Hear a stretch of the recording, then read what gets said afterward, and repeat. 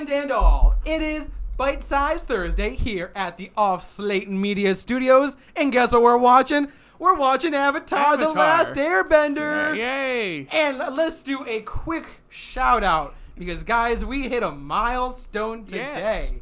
This is our 100th episode of Bite Size. That's right, including all the specials we used to do, all the other stuff.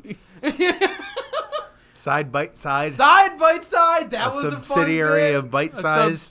There was the holiday stuff. Oh, sorry. I'm sorry. A subsidiary. The subsidiary. All the Doctor Who stuff and all the sitcoms. Worst month. Yes. The anime month that was like a year and a half ago, and we're finally at 100 episodes of Bite Size. I just want to point out that of all of the things that we went through, of all the varieties, we ended up something more anime than not. Yeah. Yeah, we did. I bet you're... I will not go as far as to call it an anime, because I don't think it is. But it has like the tendencies. Like similar styles, but it is not. He and I always have an argument about this, but I don't have the know-how that he does, so he's probably right. Oh yeah, give him the edge on this one. But, no, today it's Season 2, Episode 18. Jared just told me the title and I already forgot Who do they go talk to in this one? Without even watching it, so we remember what this episode's about. Say it's the Earth King. Yeah, that's like the one thing I remember from this is they talk to the Earth King. That's the only thing I remember. We get to learn the bear's name this time, don't we? I don't Just the bear, right? Not the platypus bear. Just a bear. Just a bear. Just a bear. Yeah, and Appa's finally back, as we saw last week. Thank God. So the team's back together. We're going to talk to the Earth King, and I say let's get into it. I'm so excited to watch this. We also talk to Long Fang? Yeah. Probably. I mean, he'll probably be there. Maybe. I'm excited. Let's watch this episode. Let's take a bite. So, ladies and gentlemen, we just took a solid 20-some minutes, however long this episode was, and we watched the episode. And what's the name of it? Yeah, what's the name of the episode? I want to say it's the Water Queen. Wow, that one is definitely the pushing the buttons thing. Nah, it's the Earth King, and we got to see the Earth King, and he's nice. He's nice. He doesn't seem very kingly to me, though. Dumb. Yeah, he gets not dumb. He's sheltered. He had never left the palace. So he's sheltered. Imagine never leaving the bear raised ever. Him. Bosco, right? Yeah, Bosco. Like the sticks. Yeah. Is that you? You were jump to that? Those are good. Yep. Dude, those sticks are amazing. So they are like the biggest waste of money in a lunch line you can get. But yeah. What are you talking about? It is cheese filled. It's like goodness. It's like $5 for two of them. Yeah. Well spent. Yeah, definitely well spent. You know what else was well spent? These last 20 minutes watching this episode. It was like, okay, I guess I remember something incorrectly because I genuinely thought that the Earth King himself was like under the spell as well, and they had to break it somehow. But that was clearly not the case. I think you're confusing that and Korra. I think that happened in Korra. Oh, that would make sense. That would make sense. Because, yeah, I was like, wait, he just went along with them, like, pretty easily. I was expecting there to be, I mean, there was a little bit of fighting. But, like, they were at least able to convince him pretty well. Yeah. It's an important episode. It's also a transitional episode because we're going from all the craziness of Lake Laogai into those last two. Because, you know, it's a cliffhanger ending. We've split the group up. Mm-hmm. What was the word you used? It feels like they're on a precipice. They're on a porpoise? Oh, the thing with the shell? No, that's a lion turtle. Yeah, it's kind of just it's one of those episodes where we had all the some of the payoff in the last episode, and then this one was like the continuation of that payoff. Because then they get to the Earth King, it's like, oh, I thought that was later in the episode, but then it's like no, because they have to convince him, and then they do, and then there's some falling action. Because it's going to ramp up in the next two. And just that ending. I thought that the cliffhanger was perfect. I would be on... If I was watching this week to week, I'd be like, no! I would have been freaking out. Well, yeah, because at that point you don't know... Well, unless you've seen it before, you don't know that... it's Azula. Yeah. Because it was like two episodes ago? Yeah. No. Yeah. Yeah. 2 episodes ago when they fought him, because that's in the back of your mind because it's earlier in the timeline by a little bit. But then when they show up, it's like, oh, that's right. That was a perfect. I think it was also a good move to make the 2 dragons in Zuko's head Azula's voice and Iroh's voice. Yep. Yeah, I love that they had like the classic angels on the shoulder kind of thing going there. Oh, him looking in the mirror with Aang's head was a little I'm telling you, Paul Walker. from Furious 7. Yeah, it's a little uncanny. Cuba Gooding Jr.'s crying head on a baby's body in Snow Dogs. I continually forget. Except that movie it's kind of the ever reverse existed. in this. It's kind of a baby's head on a That is muscular true, yeah, person's 'cause body. That actually reminds me of what this is kind of side note, not really. What is the age difference between Aang and Zuko? I mean, Like it's 100 years? Yeah, it's like 100 years. No, I think Zuko's So like 16? 16, and Aang's I 12. guess Aang's 12. Yeah. Okay, I was trying to remember because it. So technically 96 years. Thanks, thank you. It's also hard to remember that this takes place over the course of like one summer. No, it's 1 year. Is it a whole year? It's a summer Wasn't because it- they have to wasn't get it by the end of the It- summer. it- That's what it- The counts. summer Probably- is the I- comet, and I remember they had the winter solstice earlier in the show, so it's minimum 6 months. Yeah. But I think it must have been from 6 months to a year is the span of the show. Whereas Korra has a much longer timeline because there's a time jump late in the between 3 and 4, amongst other things. Which, yeah, but I think we were saying like the show doesn't take. It's not that long on the thing. What was that move over there? Oh, I think I know that. Yeah. Unrelated. Let's keep talking. Yes. Also, this has one of those scenes, where you always talk about like Aang is just absurdly powerful, just like not even with the Avatar When state, he just casually by picks himself, up. just Clonk. like. And I don't even know if that was probably earthbending, but in my head, It's probably a mix. And it was a mixture of earth and air. 'cause in my head, it's just air though. Well, I mean, he could have just sliced it up, like diced it up with a little bit of air, just a little.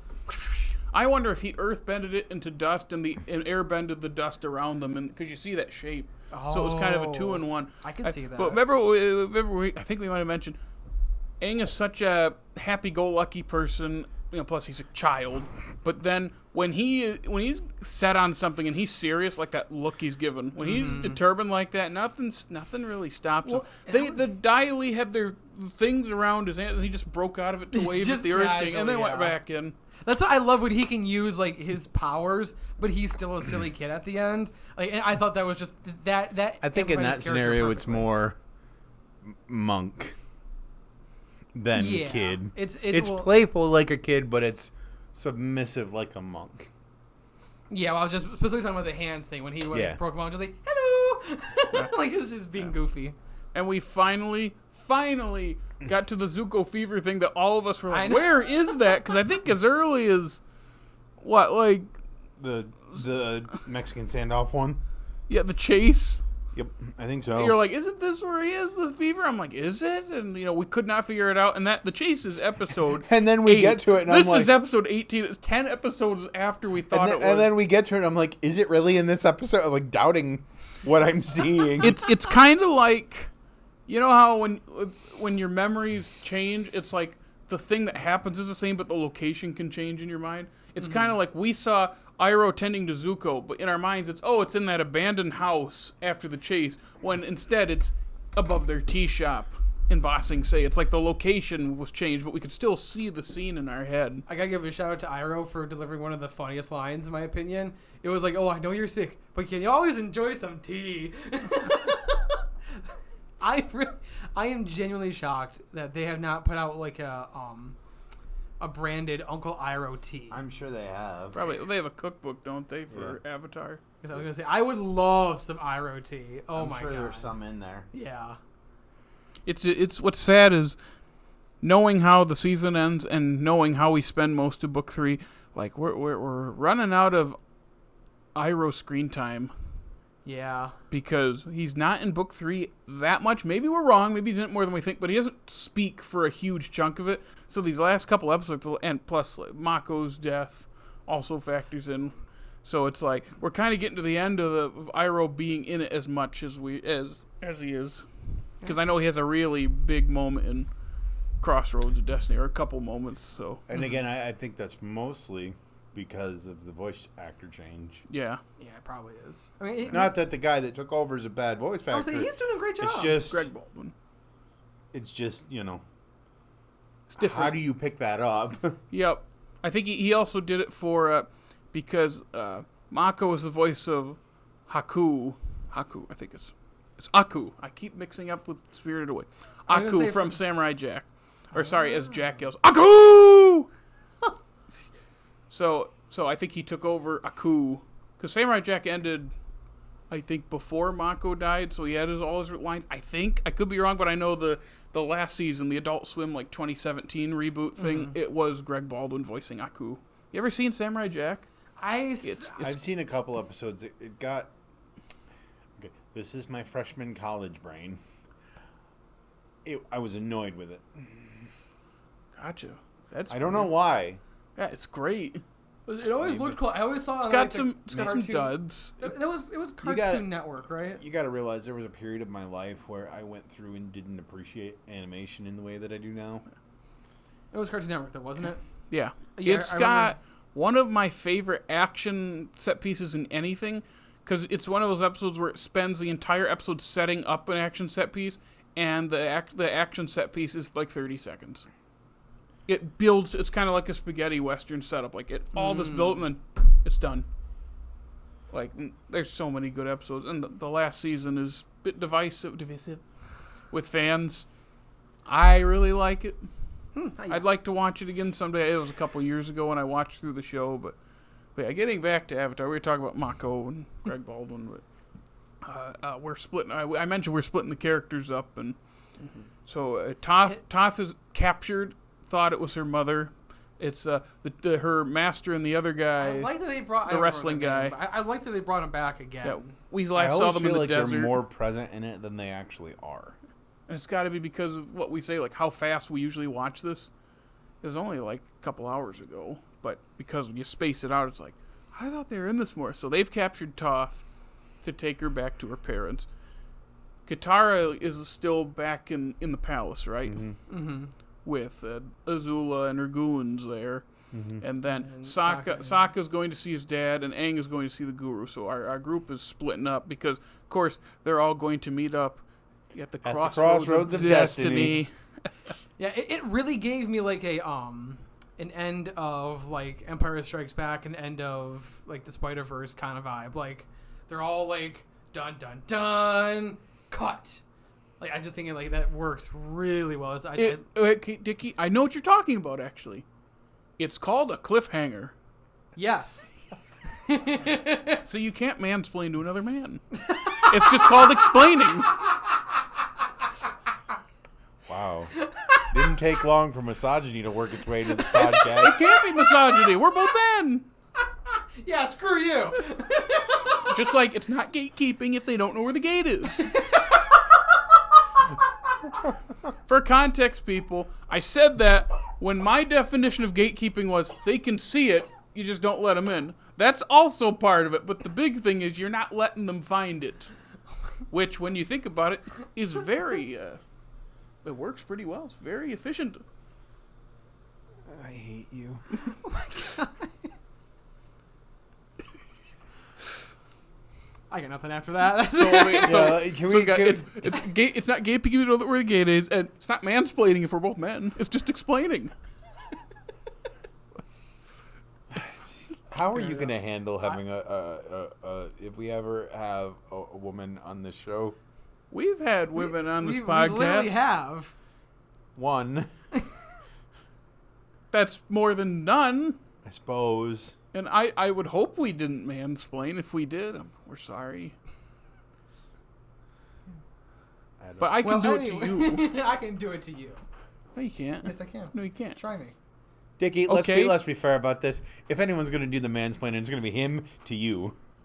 Why do you say that? Because you're sheltered. You are not sheltered. Because you've never left the palace. Oh, right. And you have a big bear named Bosco. Yeah! If you want another connection to Samurai Jack, the voice of Samurai Jack, Phil Lamar, also voices the Earth King. Oh, Oh, that's really neat. Phil Lamar does a lot of voice acting. I feel like I've heard that name before. So If I like pulled up his roles, you'd be like, oh, just like I think he's also Bulby in Jimmy Neutron. slap, slap, slap. I was waiting for it. Slap, slap, slap. You can follow. Anyway, yes. If you like, what a transition. If you like this conversation and want to watch more, guess what? We have social media.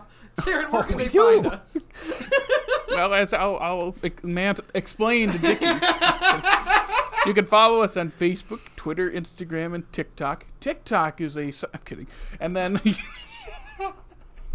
you can listen to us on Apple, Google Podcasts, Spotify, iHeartRadio.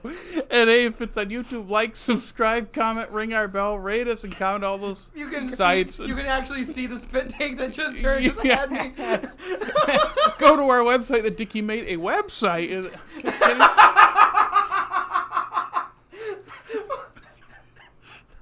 So You started this. You gave him the power. This is your fault. Fault is when it is you. Did you just say fault is when it was you? So, let me explain to you. Next week is Can we just take a bite already? next week. Tune in for more Avatar. Yep, we're almost done. We're almost done with the book. Yeah, we're almost done with book 2, and then guess what? We got one more book after that. I'm excited. Let's go. But yes, thank you for listening. Next week, if you want to watch us talk about more Avatar and Or mansplain when you want to see things. Jared mansplain Dickey. Oh, explaining things to Dickey. Explaining things. I'm gonna do it again. Now I'm doing it to you. Guys, Why did you give him the power? every Thursday whenever you want to, please. Take a bite. You see, taking a bite is.